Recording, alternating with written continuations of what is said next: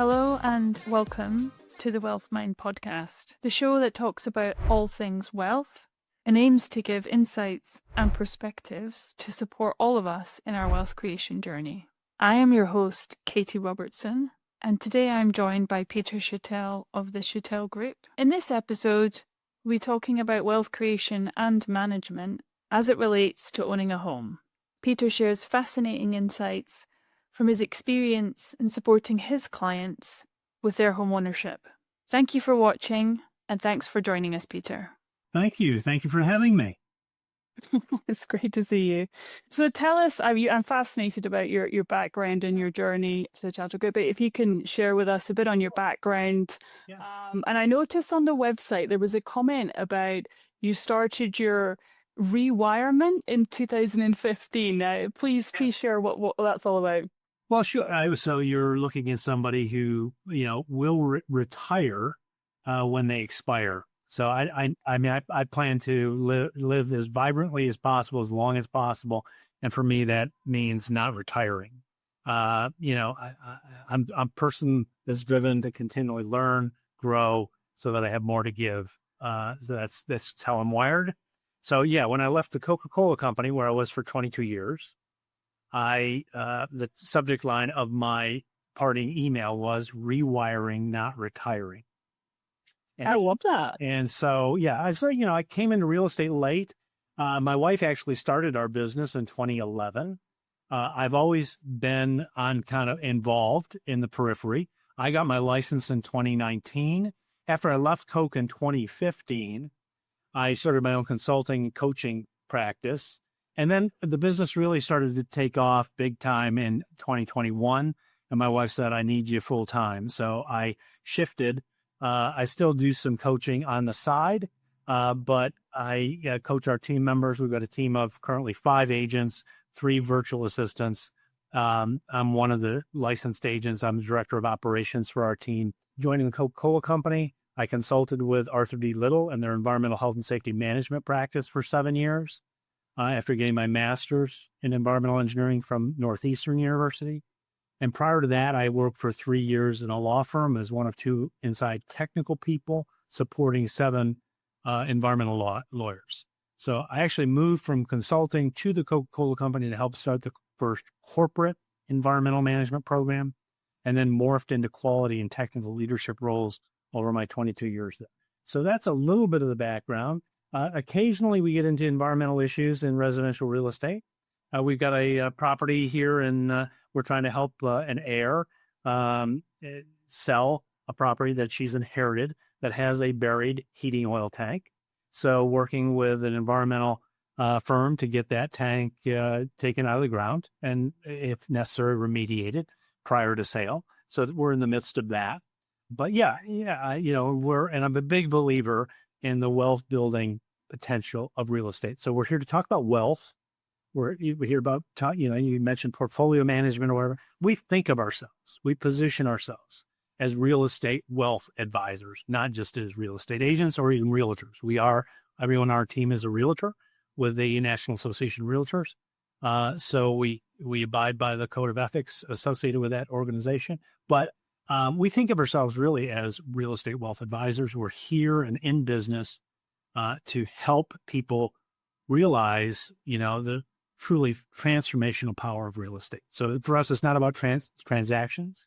It's about transformation. And typically we're dealing with people that are either, thinking about having children, or first-time home buyers trying to get in the market.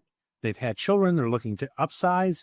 They may be going through a divorce. They're looking to dispose. They're typically going through some transformation in their life. And this is an important part of that transformation, either in building wealth or dealing with the wealth that they built and getting the most amount of money possible for this significant part of their financial portfolio. So, let me just say, because I just talked to a group of CPAs the last week. So the best advice I can give anyone out there that's listening to this podcast, let me just begin with it, which is if you've owned a home for longer than 5 years and you've not had that home inspected by a professional inspector, please do so. It will cost you $500 to $600 max. And it's the best thing you can do for the largest single asset, probably in your financial portfolio, so that you can make educated and informed decisions about what maintenance you will perform on that investment in order to retain its value and not run into thousands or tens of thousands of dollars because you have neglected to perceive them, recognize them, and deal with them. And this is something, particularly in the climate we're in and here in Atlanta, Georgia, it's not an easy climate on homes. But, that's the reality most places. So, it's important to take care and retain the wealth. We're not just about, growing, but you got to retain that wealth. And so for us, that's the simplest, and very few people do that. Most people have an inspection prior to purchasing a home, right, as part of the due diligence, because they want to know, hey, are there any defects that I am going to have to deal with after I move in? And recognize no inspector or inspection is going to catch everything. But this isn't about catching necessarily everything. It's about every 5 years, we say, 7 at the most, but I would say 5 years. Let's get a list of items, and we can choose whether or not we're going to fix anything that comes up, right? But this happens to all of us. And oh, by the way, here's where my background comes into play. Okay. I used to audit manufacturing locations around the world for environmental health and safety compliance. Okay. Believe me, this happens in facilities that I went to. Everybody begins to walk past things and doesn't see them anymore. This happens to every homeowner as well. They just become the norm. It becomes the norm. And also there are things that you don't see. Like we just recently had our roof inspected here in Atlanta, Georgia. And there was $2,000 worth of damage that we decided to address immediately before it became a bigger problem. Okay. So these weren't, in the grand scheme, that's not insignificant money for many people. I understand. But, as opposed to $5,000, $10,000, $15,000 of more damage. If water intrudes, you get water into ceilings fall down. It's, you're dealing with mold, and, then you get to have mold remediation. It's a much bigger deal. So anyway. Yeah, it's something I've never really, I've not owned houses in this country yet, but I've owned them in the UK, and that is not something I have ever really thought about. Yeah. That's absolutely fascinating. Well, because then at least you know what's going on, and you can plan it, budget it in, and yeah. Yeah. So that's very important. And why I mentioned that right up front is, I will tell you, less than 5% of the population, less than 5% of the people we deal with do that. Yeah, okay. Less than 5%. And so to me, that's a best practice. Okay. The other thing is for people to realize, an awesome snippet for everyone. Yeah. Now, the other thing for people to realize in terms of opportunities for return on investment, when anyone goes to sell a property, this is one of the rare times in life where, with prudent investments in preparing that property for sale, you can realize a 300 to 500% return on investment in 120 days or less. Frequently in 90 days or less. An example here is another estate property that my wife and I were fortunate enough to be referred to. And the owner, a woman who grew up in a home here in Atlanta, just outside of Atlanta proper in Sandy Springs, inherited the home she grew up in from her mother. A home, was in pretty tough shape, but had good bones. Now, this particular woman had been advised by a couple other agents to just sell this as a teardown. Okay. And it is in an area that the home could have been just torn down in a mega mansion, $3 million. It would have supported a $3 million property, probably. But she would have gotten $550,000 to $600,000 for the home. We went into the home. My wife went into the home and said, I wouldn't advise that. This home has excellent bones. It's structurally sound. It was well built. I think if you put $75,000 into this house, we could sell it for $900,000. Now, the owners ended up doing a little bit more than what we probably would have. They put 117 into it, but we sold it for 920 cash. We had 2 offers at 920 cash, and they sold it within 90 days of having it. So that's a 3x return on that investment in about 90 days. Yeah, that is absolutely fantastic. I mean, that's one of the things I was when I was reading through some of the Google reviews before this session, and you know, I saw last year you celebrated over 100, and now you're up to about 130, 140. Yeah. It really hit me how many people were sort of referencing buying their second or third home with you, and that real partnership of it is the biggest investment most people make. You know, I mean, I think about when I go to buy a home, I'm like, well, there's so much that goes into it, and it's a really emotional investment. And the feedback was amazing. Well, it's always well, thanks. I mean, we work I will tell you, most of our clients become good friends. Okay. And that's just the way my wife and I are wired. We're both raised in small towns. We both, believe in community. Our clients become part of our broader community. So we were invited by clients that we helped purchase a home, moving from Los Angeles. They had a 25th kind of wedding. I say they've been married 10 years. But they've been together 25, and they had a celebration. I will tell you, this was just a spectacular gathering of about 60 to 70 people from across the United States. And it was just an honor to be there. But this couple became good friends of ours. And I mean, 85% of our business comes from our sphere and past client referrals. So that's the business we have built very intentionally. But this is a relationship business, as any wealth management I feel is. If you're going to trust people with your money, your wealth, it's based on relationship. There's got to be trust there. So that's what it's about. So. Yeah, and there's a lot of terms I've found with having a finance background. I'm quite comfortable in that environment, but when I speak to family members, they'll be speaking to people about property or other financial advice, and they can get really uncertain with some of the terms and some of the language, and so they tend to back away.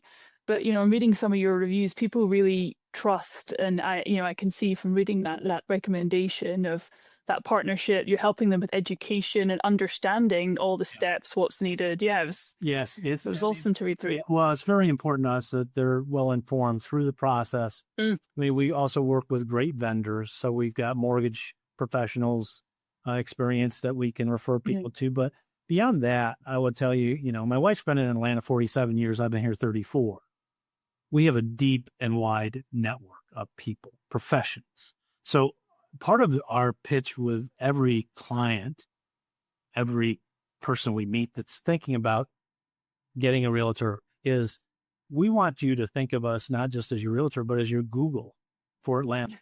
Like it's a great way to put it. If you need anything in Atlanta, okay, we know somebody or know somebody who knows somebody, but particularly regarding your home. I mean, we have vetted vendors. These are suppliers we've personally used, who we know show up, okay, who are honest. We trust them.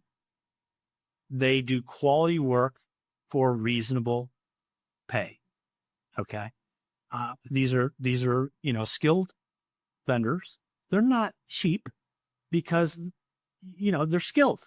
They do the work professionally. So this is, it's very important to us.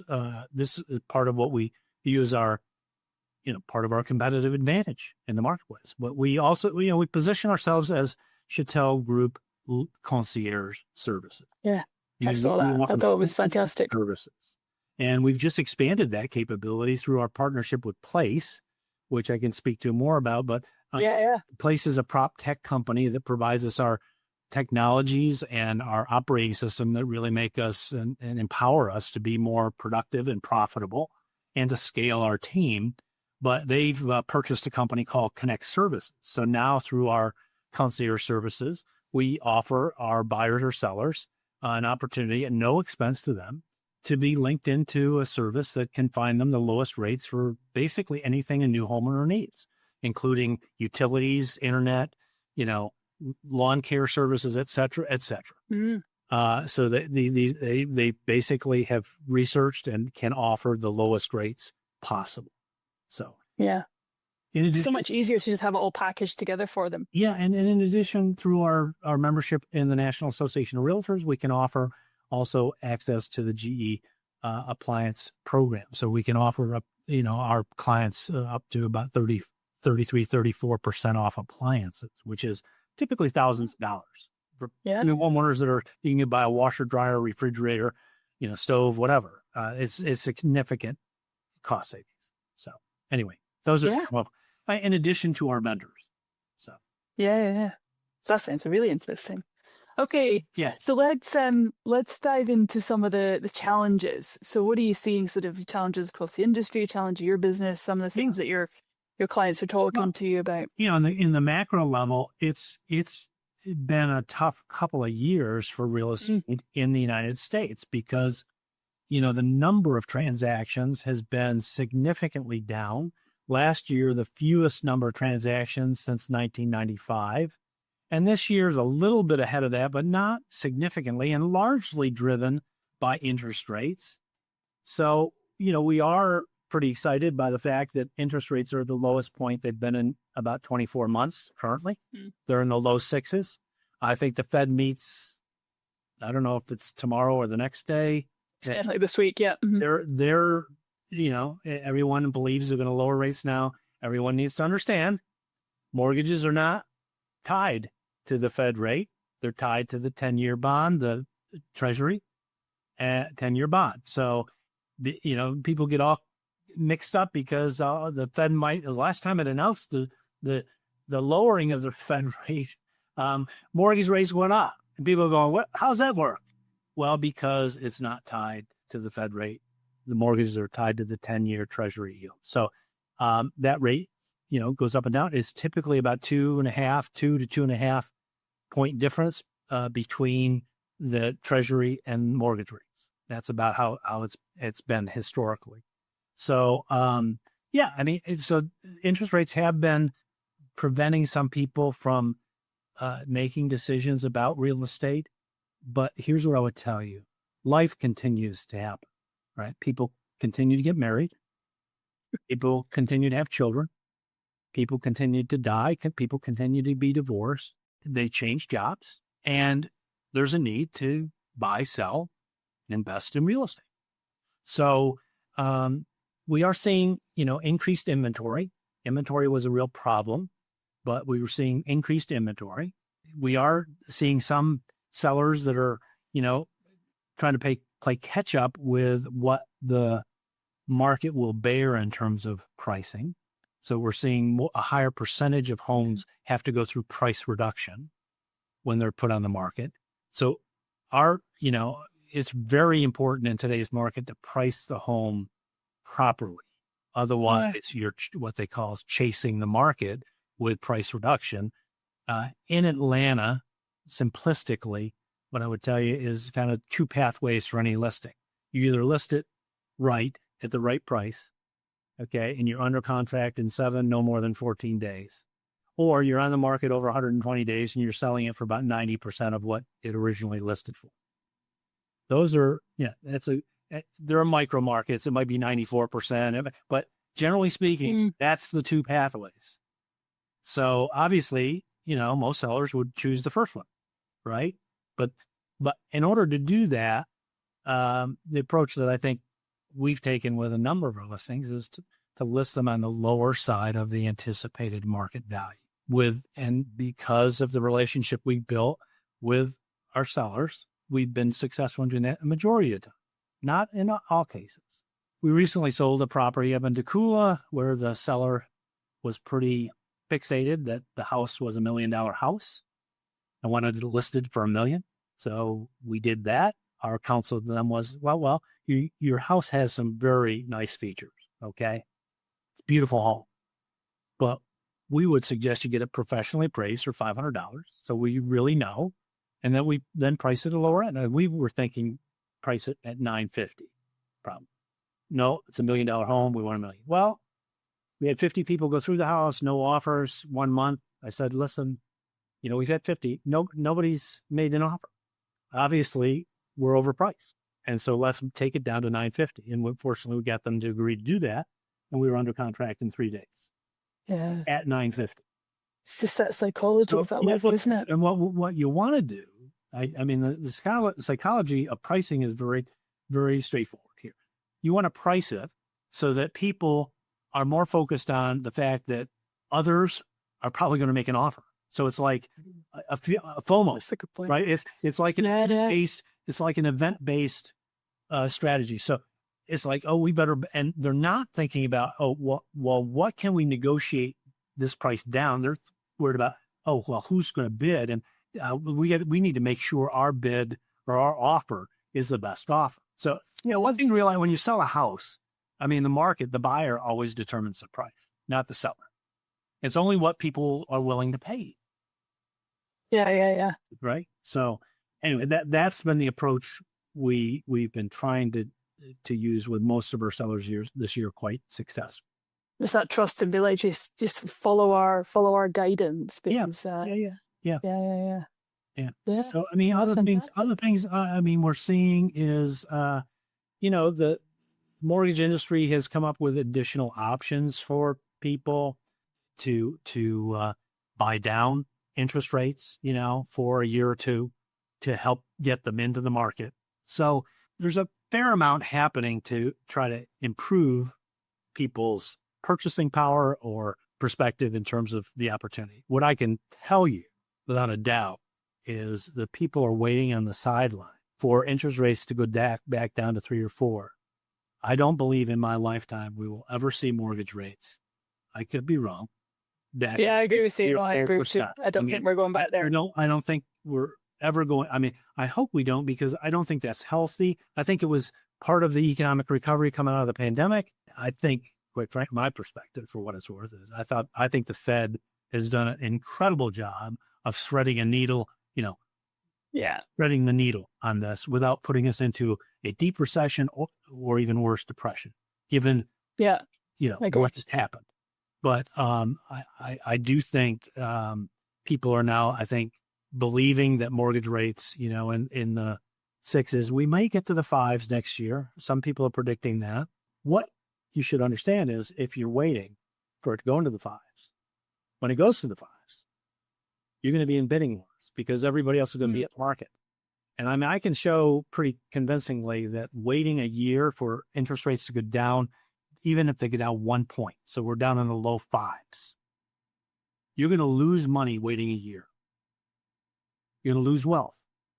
Evidence, renters, the difference in wealth between homeowners and renters, the average net worth of a renter in the United States, I think 2 years ago, was about $7,000.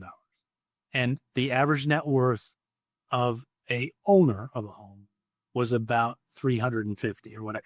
It's 40 plus X, 40 times.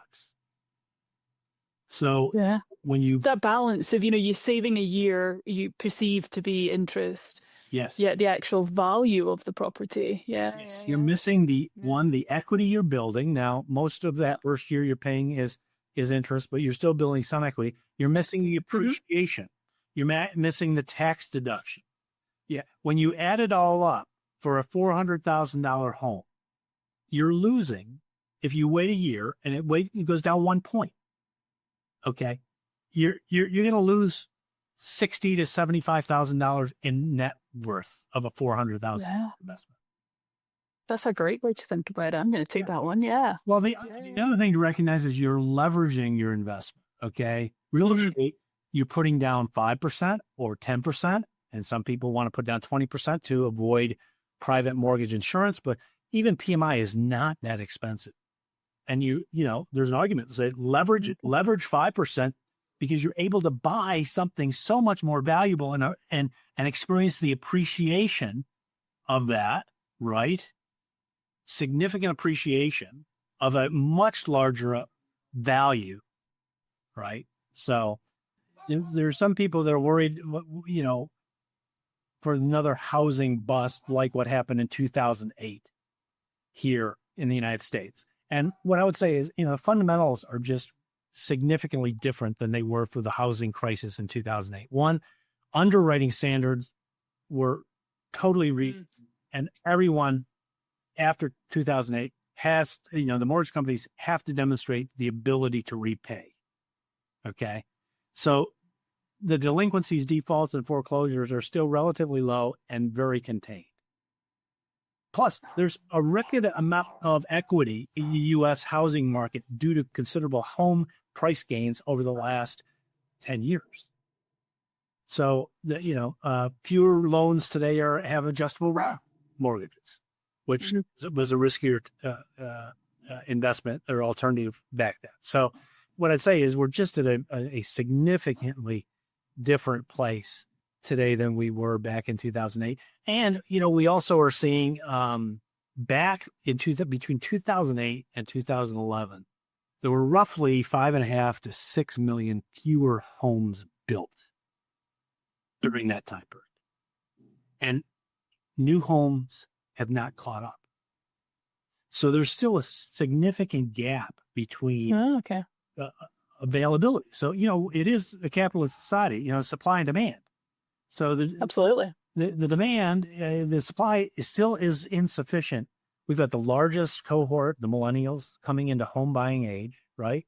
Now, the average age of first-time home buyer is up to about 38, which is a little troubling. It used to be in the low 30s. Now it's in the higher 30s. It's kind of old, actually. One of the challenges we're dealing with is affordability. Affordability for people. So, but, it's still, we have a lot of demand and, for the most part, insufficient supply. And then you take a look at different markets. So I happen to be in a market that I am very bullish about, Atlanta. So Georgia's ranked number 1 or 2 in the country in terms of best states to do business in. We are the home, Atlanta is the home of 70% of the Fortune 500 firms either have a regional or corporate headquarters here. Companies continue to move here. Okay, we got Rivian moving. We've got the Duracells, their technology centers moving next year. We have FIFA here next year. FIFA's going to be great. We have 9 matches over 34 games. Wait. And we have the semifinal. We don't have the final. The final's up in New York City, or New Jersey. But we got we have a semifinal. Now, we don't know what the pairings are going to be like, but here's what I would say. One, it's going to be crazy. It's Atlanta was fortunate enough to have the Olympics in 1996. I was here. I was working for the Coca-Cola company then. It was a boom time for the city, but the city is even more robust and has so much more to offer now. I think the city is going to be it's really situated to be perceived with much greater positivity than it did in 1996. But I will tell you this, it's going to be an incredible impact on our city, probably over $1 billion of revenue. And these are, this is a world, this is the world stage here. There's no bigger event. So we got a lot of really positive things. We have $5 billion being invested in revitalizing our downtown. We've never had a real vibrant downtown. And there's no city in the United States that's really, truly, vibrant unless there's a vibrant downtown. And they're investing $5 billion to revitalize our downtown. And that over the next 4 or 5 years is going to have a tremendous impact too. So, lots and lots of positive things. And when you think about investing in real estate, this is something that's really important. You have to understand the location in which you're making that investment, the environment, and what's going on. And so how will that value increase, decrease? What's happening? What's the broader perspective? And it's just like investing in a stock or a bond fund. You have to do some investigation or trust your wealth advisor to have done that investigation to know that this is a really good, historically high performing fund with great oversight. The people overseeing how that investment's knowledgeable, insightful. You've got to do the same thing about where you're investing. And even even in Atlanta, there are micro markets that are better investments now than maybe other areas that are more well developed and which are more costly. Again, we've got probably the greatest thing to happen in Atlanta in my 34 years is something called the Beltline here, which they're putting basically a bike jog path around the city. Okay, this is old train, part of its old train. Okay, and they're paving it and they're redeveloping neighborhoods in close proximity. So there's been massive redevelopment. Now, this brings with it certain challenges around gentrification and other things, but this is proving to be a great, opportunity. Yeah, revitalizing. And what I love about it is it's really about community. You can go out any day. There are people riding bikes, scooters, jogging, and they're walking along this path, and they're walking. Actually, built restaurants along this belt line. So people are out engaging, human interaction. Yeah, it's been phenomenal. Yeah, yeah, yeah,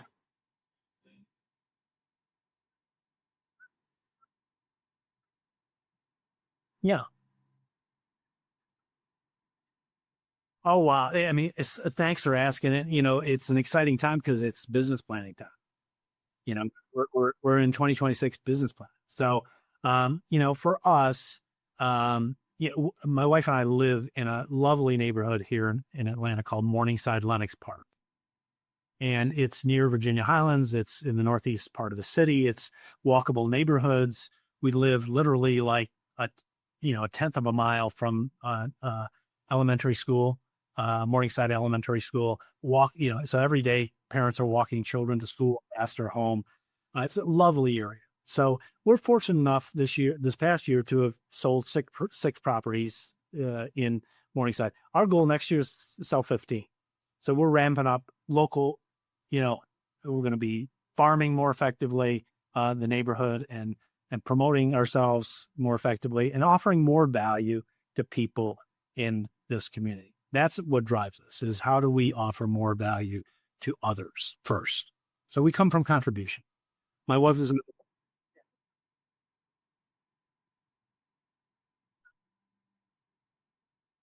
Yeah, we're beginning to plan that out right now. My wife had been very engaged with the Morningside Lenox Park Association. She was the membership chair for 5 years. We offer one of the things we're going to plan to leverage more effectively this year. We have done for 5+ years a shredding event. Last year we expanded it to a shredding, recycling, and dump it event. So we had a junk hauler come in and haul away junk that people wanted to. So we've done this in the parking lot of the church we're members of, where we bring in a shredding truck and people can bring we do this right after tax season. So people can shred confidential materials in place right there. They can see it being shredded, literally. Right. Wow. Okay. So this is something we've offered to the community. We want to promote that more and have more people show up. It's generally pretty well attended. And we also, one of the things we happen to be the real estate agents for the residential property for the Salvation Army here in Atlanta. Mm-hmm. Mm-hmm. They built that I relationship. donate to them all the time. Well, we love the Salvation Army. Love them. Any donations we offer to them, because they do not. You take a look at there's a site that ranks nonprofits, and the like 99% of what is given goes to support people, not pay for salaries of their people. Yeah. So they're very high. And it's everything. Like, I had no idea. I would take clothes along, and I had no idea. They were like, if you've got furniture, or you've got they'll take it off this or that, and I'm like, sure, I've got all these things. And so we're about to list a property for them. We periodically they're gifted property. People bequeath them property as through their will. I didn't even know that. Yeah, right. And they use the property to house their officers, typically for a certain period of time, or rent out. And then they frequently will decide that they're going to sell and reinvest in programs. They're making decisions based on what their needs are. So we're about to, but we had a Salvation Army truck there, so people could donate to the Salvation Army. for that day. So we'll do a little bit better job of promoting that and trying to make sure people are aware of that in advance. We'll probably do some additional marketing and of ourselves in terms of mailers and other things, but we'll find additional ways to engage. We are the neighborhood right next to us, the Virginia Highlands, and we are sponsoring a home in their tour of homes. So we interact with thousands of people come through that tour homes in Virginia Highlands. And so we will make an effort to engage in those people and see how we can offer them value. Anyway, we'll be putting additional people on what we call market reports here in Morningside Langs Park. Our market reports are sent out typically every 2 or 4 weeks, and anybody receiving the market report, they are told what are the most recently listed, pended, and sold properties immediately around their home. So it gives the homeowner a really good idea of what this asset is worth. Okay. Yeah, okay. Okay, so it's a way of monitoring the value of their home. Now, if they want to be more specific, we're happy to do a comparative market analysis for them, where they'll get a little bit more specific value. But this is a pretty good way of determining the value of their home and seeing how much the value is going up, ideally. Yeah. That'd be super helpful. Yeah, just to get a sense of what's going on around. And yeah.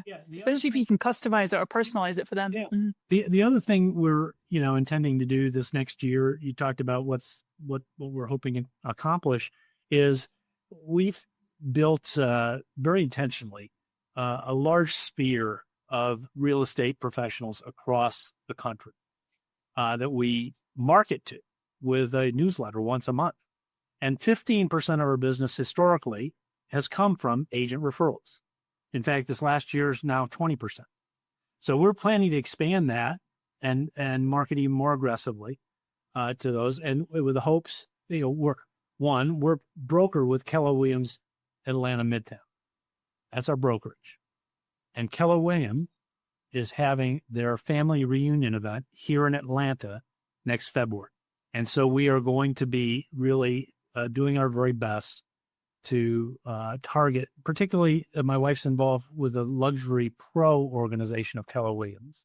We're going to be linking in with the 350 members of that smaller organization to see how we can offer great value while any of them are here in Atlanta.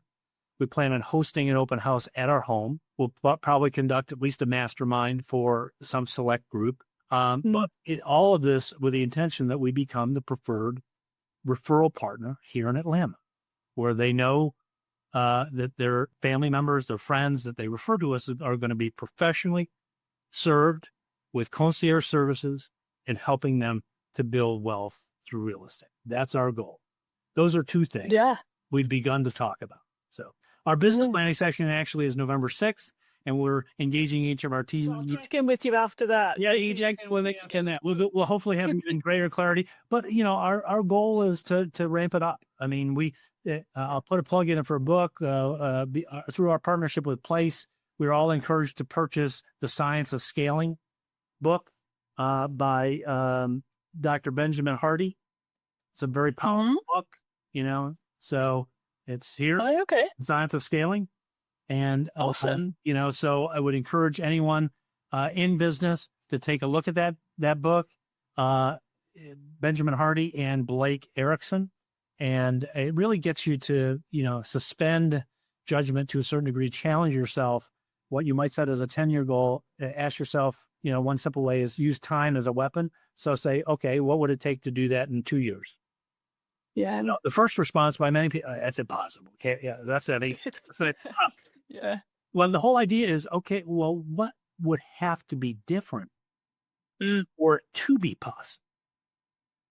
And here's the thing. I mean, we can't, we frequently think, oh, we're just going to do things linearly. We'll just work a little harder, do a little bit more, and grow a little bit, as opposed to really thinking radically different. Okay. Yeah. And what would it take? What would it take to 10x versus 1.5x? That's completely changes the way of thinking. Yes. If you're thinking, I'll do this in 10 years' time versus 2 years, it's really only 24 months. So there's you kind of start to go, Yeah. That's a completely different framing Yes. and a real sense of urgency. Yes.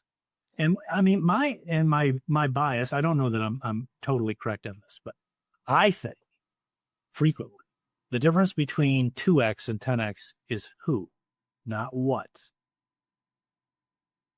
Who is, Okay, expand on that. well, who do you need to meet? Yeah. Who do you need to build a relationship with in order to 10x your business? It's, I mean, sometimes, that's to me my bias, and I could be wrong, but certainly there's leveraging technology. The other trend we're seeing, to get to other things we're seeing, AI. Yeah. And AI implementation. In fact, I've got a call with an AI group this afternoon, exploring what it is. But for instance, through our partnership with Place, we now have an AI call coach. What do I mean? Oh, this is where our team members can call, make a call to a new home buyer, practice scripts. The AI provides after the conversation, provides a score on a scale of 10, and also provides feedback on how that agent could improve engaging with, communicating with, gathering information from, building and deepening relationship with the person they've talked. It's a game changer. It's amazing. And I've done quite a bit in my career background around agents, AI agents, and helping sales teams with call prep, scripts, screening, research. Yes. And every time I think I'm getting it, there's something else amazing has popped up. And it's unbelievable how fast things are, and the capability that we now have basically on our iPhones. Like it's amazing. And I think that's gonna, quite frankly, that's gonna be the challenge. A challenge in anyone's business in the near term, in the next 3 to 5 years, is you're not, if you're not taking or making some effort to understand AI more deeply. Now, I'll share with you what I did recently, trying to buy into this. I loaded every assessment that I'd ever taken, Strength Finders, DISC, Berkman. I loaded them all into ChatGPT. I had like 10 different assessments, and it said, "You are now my professional coach. Use all of this information and coach me." And it was unbelievable the results. Spot on. Really? Yeah, I mean, just awesome. Because I'm a coach, and I mean, guidance was phenomenal, very helpful to me. So I use ChatGPT every day. Yeah, so do I. Yeah, every day. I mean, you mentioned, what were our plans? I put in yesterday ChatGPT. We want to increase from 6 to 15 sales in Morningside Lions Park next year. What's the strategy and specific tactics we should be using? Just as a beginning point. It's not the end all and be all, but as a beginning point for my wife and I to engage in a conversation. Okay, this is what it's saying. Oh, I mean, I love it. I have to say, I mean, I could talk forever on it. I won't start because I'll never stop. But it's absolutely fantastic. Yeah. It's definitely, is the future used in the right way? Like there needs to be a combination of the human interaction and working with each other, but you get all this research at your fingertips that it's just, I mean, it's absolutely fantastic. My personal use of it, I would say, has been very positive. What it produces for me, it knows me. The more I use it, the more it knows me. And it's fine. I get it. Some people are very cautious about it or concerned about it, and I understand some of that. What I would just say is for me, it's a phenomenal tool. It's just been a phenomenal tool. And we're seeing with our team, script practice is not everyone's liking, but it's great. This is, there are 3 different levels. You get beginner, intermediate, expert. So, the person can be more cooperative, or as expert is they're throwing up more objections, having to do objection handling more effectively. And so it's all, I mean, it's just excellent stuff. So. Yeah, great. Well, this has been an awesome conversation. Thank you so much for your time. I hope I pushed a little bit of wisdom. Lots of nuggets. And Katie, I really appreciate the opportunity to spend some time with you, and appreciate what you're doing to help people, one, grow wealth and retain wealth. Very important, very important. Just one final question. If people want to know more, get in touch with you or Sarah, how would they go about that? Sure. Well, great. I mean, we've got our branded website is www.chatelgroup.com. You could reach us at peter@chatelgroup.com or sarah@chatelgroup.com. And so that's our email and that's our website. That's probably the easiest way to get a hold of us. But thanks for asking that. And, we'd welcome the opportunity. The foundation of our business is built upon a book, the concepts in a book called The Go-Giver by Bob Burg. I don't know if you've heard of that book, but it's basically, he lays out in the book, it's an allegory. He leaves out his 5 principles of sales. But just suffice it to say, the simplistic version is work hard every day to offer value to other people. And value is in the eyes of the recipient, not in the offer, right? And but what I would say to anyone, unless you're intending to offer value, the likelihood of you offering value is probably greatly diminished. And I love his 5 elements of value, which simply are consistency. So you got to show up consistently. Mm-hmm. Attention. Pay attention to other people. Appreciation. Just offer a little bit of appreciation. I mean, appreciate the time you've spent. Empathy and excellence. And 2 components of excellence, your competency in your field. And the second one I just absolutely love, which is how do you make others feel about themselves in every interaction? That's excellence. Yeah. To me, those are that's none of that's money. You didn't hear money mentioned about value at all. It's all about human engagement, connection, showing attention, appreciation, empathy, and helping people feel good about themselves. And in today's political environment, I won't go there, but there's a lot of contentiousness, and anyway, we need a lot more kindness. Yeah, we need to look after each other. Yeah, we do, absolutely. Yeah.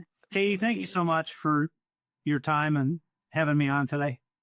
Yeah, fantastic. Well, thank you very much. I really, really appreciate your time. Thanks for listening. I thoroughly enjoyed that conversation. If you enjoyed this episode of the Wealth Mind podcast, we'd love for you to subscribe, rate, give us a review, or comment if you'd like to dig deeper into this topic. That's all for this episode. Thanks for listening, and see you next time.